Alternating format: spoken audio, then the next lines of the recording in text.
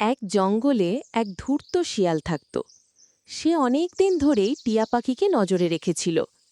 টিয়ার লাল ঠোঁট আর সবুজ ডানা দেখে তার খিদে বেড়ে যেত।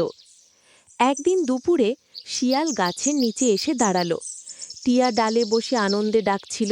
ওহে টিয়া, তুমি কি জানো তোমার মতো সুন্দর পাখি আমি জীবনে দেখিনি।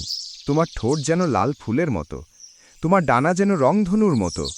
তুমি যদি কাছে এসে একটুখানি গান গাও, আমি খুব খুশি হব। টিয়া প্রথমে একটু সন্দেহ করল।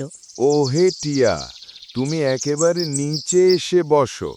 তুমি কি আমাকে বিশ্বাস করো না? তুমি কি জানো না আমি এই জঙ্গলের একমাত্র বিশ্বাসী ও বুদ্ধিমতী শেয়াল? মামা, তুমি আমাকে বিশ্বাস করতে পারো। আমি তোমার কোনো ক্ষতি করব না। তুমি যদি একটু নিচে নেমে এসে আমাকে গান শোনাতে, আমি তোমার রূপ দেখে দেখে মিষ্টি সুরে গান শুনতাম। আমি গান শুনতে ভালোবাসি টিয়া। তুমি নিচে নেমে এসো, নিচে নেমে শোনাও না গান। সরল মনে আরও নিচে নেমে এলো। তারপর তখনই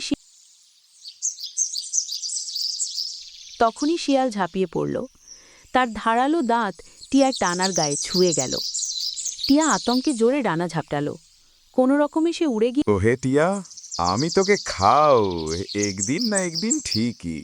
তোদের মতো অনেক বাকিকে বোকা বানিয়ে আমি খেয়েছি। যাদের একটু প্রশংসা করলেই গলে যায়, তারা খুবই বোকা। কিন্তু টিয়া সাহস করে বলল, শিয়াল ভাই, সুন্দর কথা বলে তুমি হয়তো বোকা বানাতে পারো, কিন্তু আমি আর কখনোই তোমার ফাঁদে পড়ব না। শিয়াল লেজ গুটিয়ে অন্যদিকে চলে গেল, আর টিয়া সতর্ক হয়ে গাছেই বসে রইল।